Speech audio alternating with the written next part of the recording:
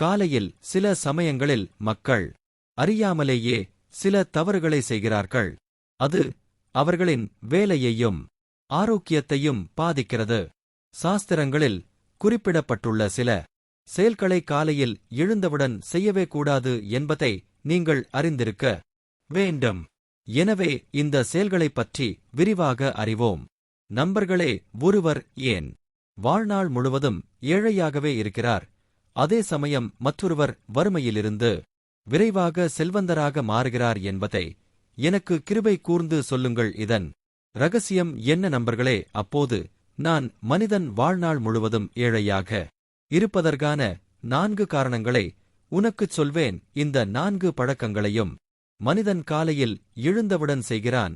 இந்த 4 பழக்கங்களையும் மனிதன் திருத்திக் கொண்டால் அவன் வாழ்க்கையில் செல்வந்தன் ஆவதில் இருந்து யாரும் அவனை தடுக்க முடியாது. தேவி, இதை விரிவாக புரிந்து கொள்ள நான் உனக்கு ஒரு கதை சொல்கிறேன். ஆனால் இந்த கதையை இடையில் விட்டுவிட்டு செல்லும் தவறை செய்யாதே.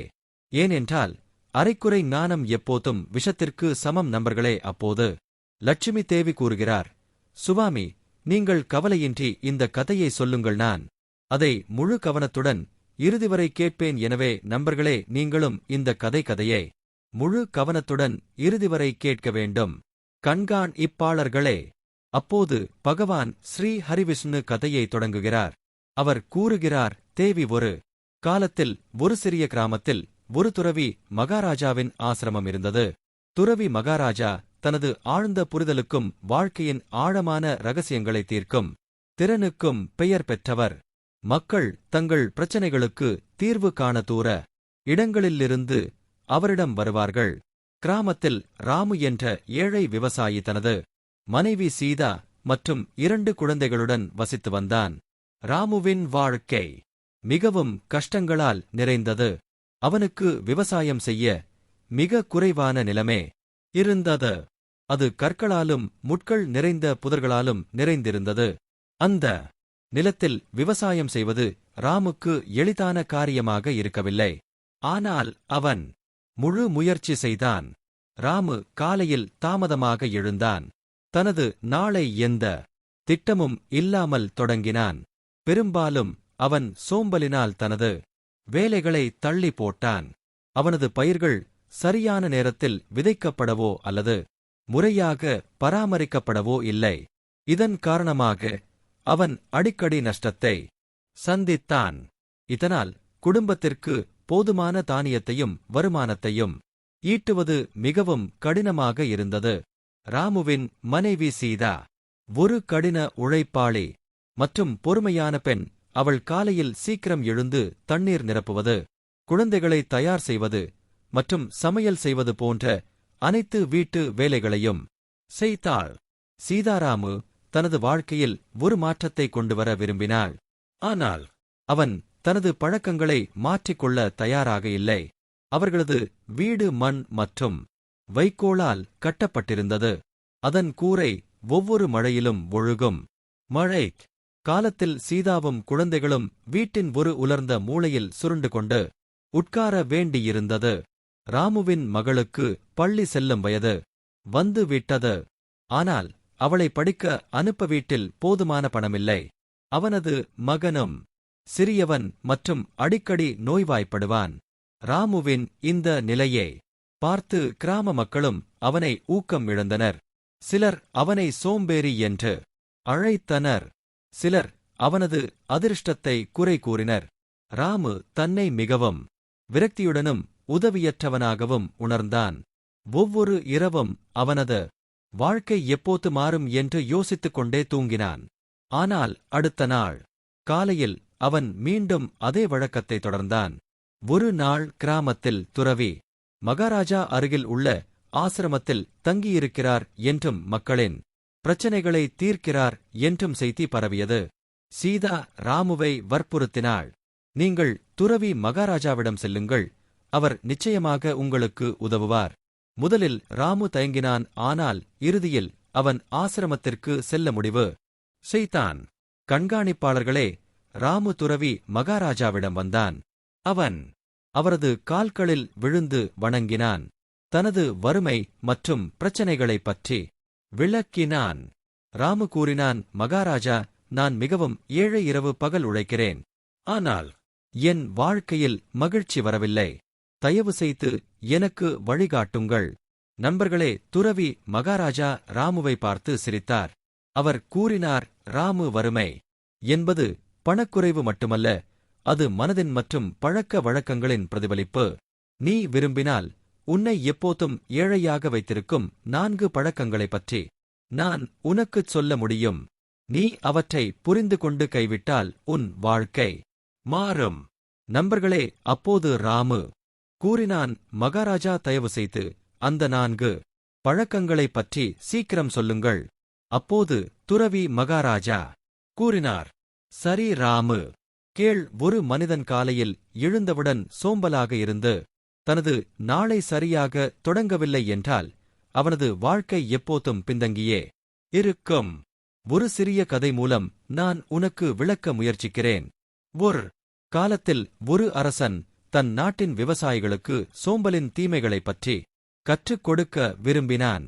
ஒரு நாள் காலையில் சூரியன் உதிப்பதற்கு முன் அவன் அரண்மனையின் முக்கிய வாயிலுக்கு வெளியே தங்க நாணயங்களையும் இரத்தினங்களையும் சிதறடித்தான். முதலில் வருபவர் இந்த பொக்கிஷங்களை எடுத்துச் செல்லலாம் என்று அறிவிக்கப்பட்டது. ஆனால் பெரும்பாலான விவசாயிகள் சோம்பலினால் தாமதமாக எழுந்தனர். அவர்கள் அங்கு வந்தபோது பொக்கிஷம் ஏற்கனவே எடுத்துச் செல்லப்பட்டிருந்தது. இப்போதும் காலையில் சீக்கிரம் எழும் ஒரு வயதான விவசாயி முதலில் வந்து ராஜாவின் பரிசை பெற்றான். அரசன் அனைத்து விவசாயிகளிடமும் கூறினான், சோம்பல் கொள்பவன் தனது வாழ்க்கையின் முக்கியமான வாய்ப்புகளை இழக்கிறான். சரியான நேரத்தில் எழுந்து வேலைகளை தொடங்குவதே வெற்றியின் திறவுகோல். ராமு தலை குனிந்து தானும் காலையில் தாமதமாக எழுவதை ஒப்புக்கொண்டான். பின்னர் பகவான் விஷ்ணுவின் ஆசிகள் உங்களுக்கும் உங்கள் குடும்பத்திற்கும் எப்போதும் கிடைக்கும். காலை பழக்க வழக்கங்கள். வெற்றிக்கு 4 படிகள் நண்பர்களே. பிறகு துறவி மகாராஜா மேலும் கூறினார், 2வது பழக்கம் எதிர்மறை சிந்தனை. ஒரு மனிதன் காலையில் எழுந்தவுடன் தனது மனதில் கவலை, பயம் மற்றும் அதிருப்தி போன்ற எண்ணங்களை வளர்த்துக் கொண்டால் அவனது முழு ஆற்றலும் அழிந்துவிடும். அவர் ஒரு கதையை சொன்னார். ஒருமுறை ஒரு வியாபாரி துறவி மகாராஜாவிடம் தனது சிக்கலை விளக்கினார். என் வியாபாரம் நாளுக்கு நாள் சரிந்து வருகிறது. ஏன் இப்படி நடக்கிறது என்று எனக்கு புரியவில்லை என்றார். துறவி மகாராஜா அவரிடம் ஒவ்வொரு காலையிலும் தனது எண்ணங்களை கவனிக்கச் சொன்னார். ஒரு நாள் அவர் அந்த வியாபாரியை அழைத்து காலையில் முதல் 1 மணி நேரத்தில் நீ என்ன நினைக்கிறாய் என்று கேட்டார். வியாபாரி, இன்றும் எனக்கு நஷ்டம் ஏற்படும் என்று நான் நினைக்கிறேன் என்றார். துறவி மகாராஜா அவரிடம் விளக்கினார். உனது எதிர்மறை எண்ணங்களே உனது செயல்களை பாதிக்கின்றன. ஒவ்வொரு காலையிலும் இன்று நல்ல நாளாக இருக்கும் என்று நினைத்து உன் வேலைகளை முழுமனதுடன் செய். வியாபாரி தனது சிந்தனையை மாற்றினான். மெதுவாக அவனது வியாபாரம் செழிக்கத் தொடங்கியது. ராமு இதைக் கேட்டு மகாராஜா, இது உண்மைதான். நான் காலையில் எழுந்ததும் என் பிரச்சனைகளைப் பற்றி சிந்திக்க தொடங்குகிறேன். இதை மாற்ற நான் முயற்சி செய்வேன் என்றான். நண்பர்களே, துறவி மகாராஜா மேலும் கூறினார். 3வது பழக்கம் ஒழுங்கின்மை. ஒரு நபர் தனது நேரம் மற்றும் பணிகளில் ஒழுக்கத்தை பேணவில்லை என்றால் அவர் தனது கடின உழைப்பின் பலனை ஒருபோதும் பெற முடியாது. நண்பர்களே, பிறகு துறவி மகாராஜா மற்றொரு கதையை சொன்னார். ஒரு இளம் சீடன் தனது குருவிடம் கேட்டான், குருவே, நான் என் வாழ்க்கையில் எப்படி வெற்றி பெற முடியும்? குரு பதிலளித்தார், ஒவ்வொரு காலையிலும் சூரியன் உதிப்பதற்கு முன் எழுந்து தியானம் செய்து உன் நாளை திட்டமிடு. சீடன் சில நாட்களுக்கு அதைச் செய்தான். ஆனால் பிறகு சோம்பலினால் ஒழுக்கத்தை கைவிட்டான். குரு சீடனை அழைத்து விளக்கினார். வெற்றி கடின உழைப்பால் மட்டும் வருவதில்லை, மாறாக வழக்கமான மற்றும் ஒழுக்கமான முயற்சியால் வருகிறது. உன் நேரத்தை நீ மதிக்கவில்லை என்றால் நேரம் உன்னை மதிக்காது. சீடன் குருவின் வார்த்தைகளை ஏற்று ஒழுக்கத்துடன் தனது வாழ்க்கையை ஒழுங்கமைத்தான். மெதுவாக அவன் தனது அனைத்து இலக்குகளையும் அடைந்தான். நண்பர்களே, ராமு தனது அன்றாட வாழ்க்கை ஒழுங்கற்றதாகவும் தனது பணிகளில் அலட்சியமாகவும் இருப்பதை உணர்ந்தான். ஒழுக்கத்தை பின்பற்றுவதாக துறவி மகாராஜாவிடம் உறுதியளித்தான். கடைசியில் துறவி மகாராஜா கூறினார், 4வது பழக்கம் நிலையற்ற தன்மை. ஒவ்வொரு நாளும் நீ புதியதாக ஒன்றை தொடங்கி அதை முடிக்கவில்லை என்றால் உன் வாழ்க்கை எப்போதும் முழுமை அடையாமல் இருக்கும். இதை நன்றாக புரிந்து கொள்ள அவர் மற்றொரு கதையை சொன்னார். ஒரு நபர் தனது கிராமத்தில் ஒரு அழகான தோட்டம் அமைக்கும் கனவு கண்டார். அவர் பல செடிகளை நட்டார், ஆனால் எதையும் பராமரிக்கவில்லை. அவர் ஒவ்வொரு நாளும் ஒரு புதிய செடியை நட்டார், ஆனால் பழைய செடிகளுக்கு தண்ணீர் விட மறந்துவிட்டார். சிறிது காலத்திற்கு பிறகு அவரது அனைத்து செடிகளும் காய்ந்து விட்டன. அவர் ஏன் வெற்றி பெறவில்லை என்று கேட்டபோது அவர் கூறினார், நான் ஒவ்வொரு முறையும் ஒரு புதிய வேலையை தொடங்கினேன், ஆனால் எந்த வேலையையும் முடிக்கவில்லை. துறவி மகாராஜா கூறினார், நிலையற்ற தன்மையுடன் வாழ்பவர் தனது இலக்கை ஒருபோதும் அடைய முடியாது. உங்கள் கனவுகளை நிறைவேற்ற தொடர்ச்சியும் கவனமும் அவசியம். நண்பர்களே, ராமுதான் பல வேலைகளை தொடங்கினான், ஆனால் அவற்றை ஒருபோதும் முடிக்கவில்லை என்பதை உணர்ந்தான். தனது வேலைகளை முடிக்கும் பழக்கத்தை வளர்த்துக் கொள்வதாக துறவி மகாராஜாவிடம் உறுதியளித்தான். துறவி மகாராஜாவின் வார்த்தைகள் ராமுவின் வாழ்க்கையில் ஆழமான தாக்கத்தை ஏற்படுத்தின. அவர் தனது காலை பழக்க வழக்கங்களை மாற்ற முடிவு செய்தார். இப்போது அவன் காலையில் சீக்கிரம் எழுந்தான். தனது நாளை பிரார்த்தனை மற்றும் தியானத்துடன் தொடங்கினான். தியானம் அவனுக்கு மன அமைதியை கொடுத்தது. அவனது சிந்தனை நேர்மறையாக மாறியது. அவன் தனது வயலில் வேலை செய்வதற்கான ஒரு வழக்கத்தை உருவாக்கினான்.